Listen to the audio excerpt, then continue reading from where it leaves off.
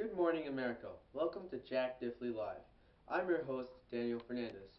For those of you who don't know, a couple of years ago, archaeologists were able to completely resurrect ancient Rome. We don't want to really mess with it because it would rewrite history as we know it. But there are exceptions to this rule. So without further ado, here is Augustus Caesar.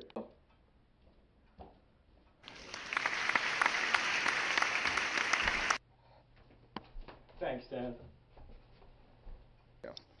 So, the last time we had you on the show, we witnessed the live killing of your adopted father's assassins. Let's roll the clip.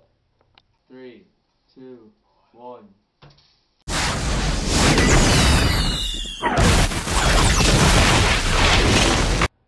You seem like a very strong man. How did you manage to destroy Mark Antony and take over Rome? First off, Antony used to be one of my best friends. We formed the Second Triumvirate along with Oedipus. We accomplished a lot, even killing some of my father's assassins, like you saw in the video. Then Antony and I decided to push Oedipus off the side and gain more power. We started conflicting, so Antony decided to ditch me and ally with Cleopatra, the Queen of Egypt. I found that he was going to give his land to her, so I lied to everyone and told them that Antony was planning to give away his Roman territory. It actually turns out it was true when I read his will, so it wasn't much of a lie. At the Battle of Actium in Greece, I smashed Antony and forced him to flee to Egypt, where they committed suicide a year later. So, a lot has changed since then. First off, why did you change your name? Actually, the Senate gave me the title. It means the revered one. After all, I set a precedent for all emperors after me because I created a restoration of the Republic. So, how did you change the government? Well, I am the princeps, so that means I am the first citizen of the state. The only two branches in our government are the princeps and the aristocratic Senate. I was granted maius imperium, which means I have greater imperium than others. The consulship, well, it's now gone. I have the power of the tribune and the majority of the Senate. I basically had permanent government supervision. My hired officials are very well trained, and some even have far superior skills than my own, in some areas. Very interesting. Why don't you tell me about the Pax Romana now? So after I finished off Mark Antony, I created internal peace for the past 30 years or so. Before I came to rule, there were assassinations, riots, coups d'etats, you name it. I created order out of chaos, and now the people love me. Yes, we can see that. You are very popular. Let's step away from politics for a moment and talk about the military. To start off, how had the military changed since the past civil wars? The army had increased immensely. We are now very professional, with legionaries who serve long periods of time. This is also how I maintain peace and stability in the empire by keeping domestic orders in the provinces. We have 28 legions of 5,400 troops and around 130,000 auxiliary troops. I also established the Praetorian Guard. These are my elite troops, whose sole purpose is to guard me. This is why I am a victorious imperator. Impressive. How did you control the frontiers? Well, I added more territory to the Roman Empire than any other Roman. In order to keep troops in more needy places, I established client kingdoms in the east. I conquered the Central and Maritime Alps and then expanded the territory of the Balkan Peninsula up to the Danube River. I then expanded into Germanic territories all the way to the Elbe River, and now we use the Rhine River as that frontier. But wait, what about Arminius in the Teutoburg Forest? Anyways, in some of the provinces, I assigned legates, or deputies, to govern them. We divided the provinces between the Senate and I, but I still could overrule their decisions. Okay, moving on. How did the military expand Romanization? The army played an important social role. Veteran troops spread the culture wherever they were stationed. The military camps became centers for the spread of Latin and Roman morals and conduct. Urban centers then developed around these camps.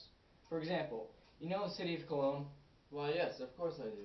Well, that developed because of the military colony we call Colonia Equipenensis. The veterans who retired there established families and businesses and sort of, served to pass on Roman culture to the people in that province as well as others. How did you help out the soldiers?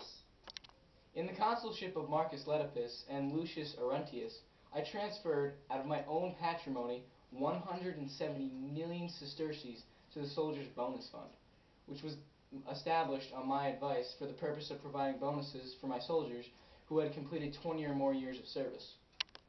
You seem like you were a great emperor right from the start under your adopted father Julius. What impact did you have under his reign?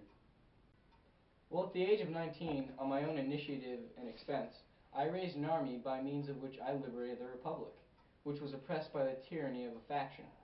All right. We'll be back shortly after a word from our sponsor. Are your slaves tired and worn out?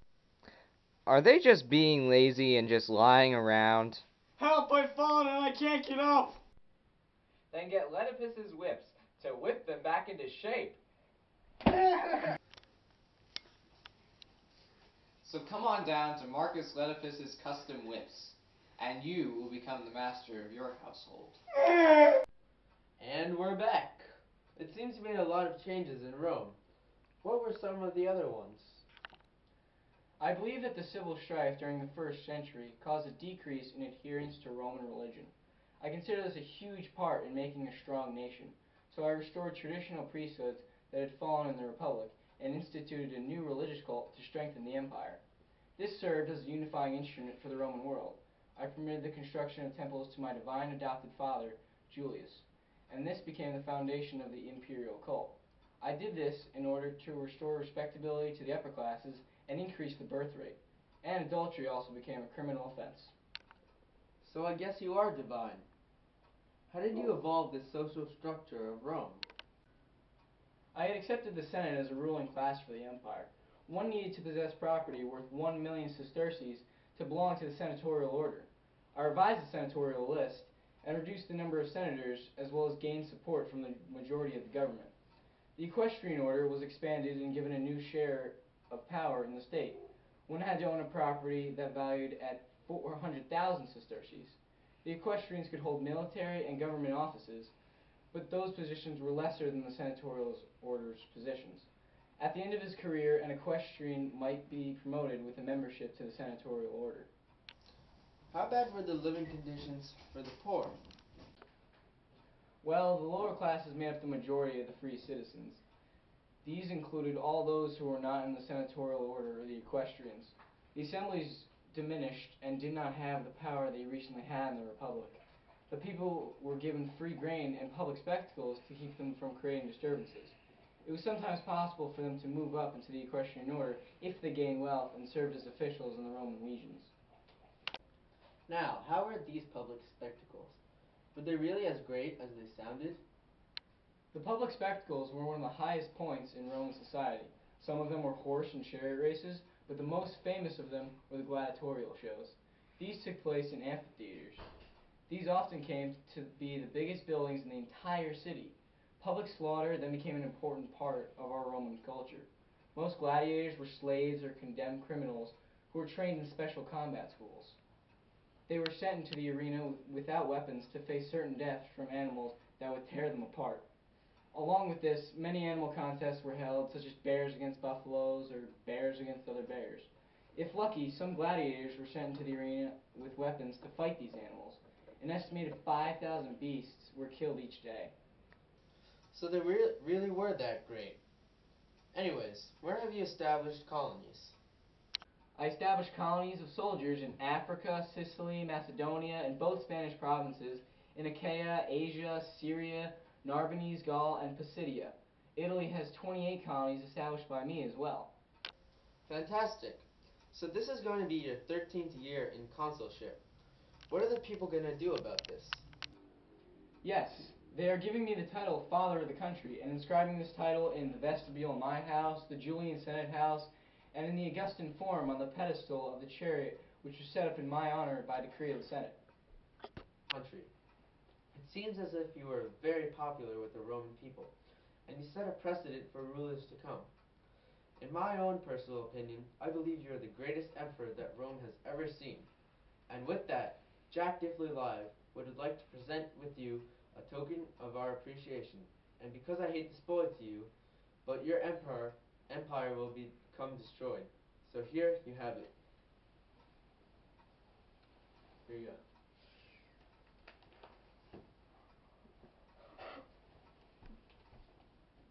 Thank you very much. Thank you. Thank you for being here with us today. We hope to see you next time when we discuss the controversy of Caligula's horse being consul. Have a great day, America.